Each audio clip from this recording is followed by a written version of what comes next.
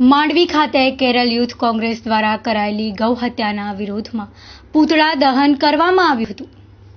માંડવી વિશ્વ હિન્દુ પરિષદ તેમજ હિન્દુ યુવા સંગઠન દ્વારા આઝાદ ચોક ખાતે કોંગ્રેસ રાષ્ટ્રીય ઉપાધ્યક્ષ રાહુલ ગાંધી સહિત કેરળ કોંગ્રેસના પૂતળાઓનું દહન કરી માંડવી મામલતદારને આવેદનપત્ર પાઠવાયું હતું। આ તકે મોટી સંખ્યામાં યુવાનો જોડાયા હતા।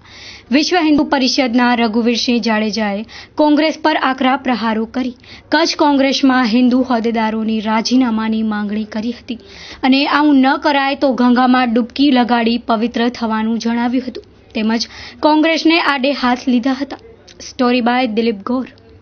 આજે વિશ્વ હિન્દુ પરિષદ માંડવી અને હિન્દુ યુવા સંગઠન ગુજરાત દ્વારા કેરળમાં જે યુથ કોંગ્રેસ દ્વારા યુથ કોંગ્રેસના કાર્યકર્તાઓએ જે સરેઆમ સડક ઉપર ગૌ માતાની જે હત્યા કરી છે એના વિરોધમાં આજે રાષ્ટ્રવાદી યુવાનોએ કોંગ્રેસનો પૂતળો બાળ્યો છે।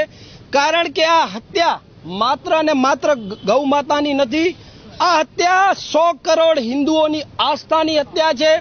આ એ જ કોંગ્રેસ છે જેના 70 ના 80 ના દાયકામાં એના ચુનાવી ચિહ્ન તરીકે ગાય અને વાછરડું હતું, પણ આ 30-40 વર્ષમાં જે એની વિચારધારામાં પરિવર્તન આવ્યું છે એ પરિવર્તને આજે એક રાજકીય પાર્ટીને હિન્દુ દ્રોહી પાર્ટી બનાવી નાખી છે, જેના પરિણામ સ્વરૂપે હિન્દુઓથી યેન કેન પ્રકારે બદલો લેવાની ભાવના અને રાજકીય દ્વેષને કારણે આખા વિશ્વની માતા એવી ગૌ માતાને સડક ઉપર કાપવામાં આવે છે। ત્યારે અહીંથી રાષ્ટ્રવાદી યુવાનો વિરોધ કરે છે અને કોંગ્રેસને પણ અહીંથી હું કહેવા માંગુ છું કે ખરેખર કોંગ્રેસમાં જો કોઈ પણ હિન્દુ હવે બચ્યું હોય તો એને રાજીનામું આપવું જોઈએ અને જો એ રાજીનામું ન આપી શકતો હોય તો એને ગંગામાં જઈ અને ડૂબકી મારી અને આ ગૌ હત્યાના પાપને ધોવો જોઈએ। નકર આ કોંગ્રેસ પાર્ટી સાવ નષ્ટ થઈ જશે અને જે આ વારે વારે રાજકીય લાભ કાઢવા માટે હિન્દુ દેવી દેવતાઓ અને ગાય માતાને જે ટાર્ગેટ બનાવી અને દેશમાં જે રાજનીતિ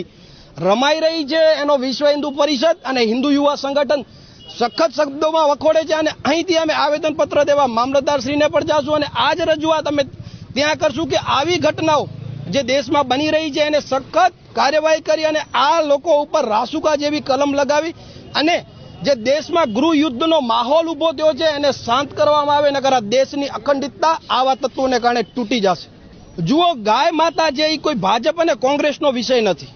ભાજપમાં પણ હિન્દુઓ છે અને કોંગ્રેસમાં પણ હિન્દુઓ છે, તો ખરેખર આમાં ભાજપ અને કોંગ્રેસે બે અમારી સાથે જોડાવું જોઈએ, કારણ કે અમે કોઈ રાજકીય પાર્ટીના વ્યક્તિઓ નથી।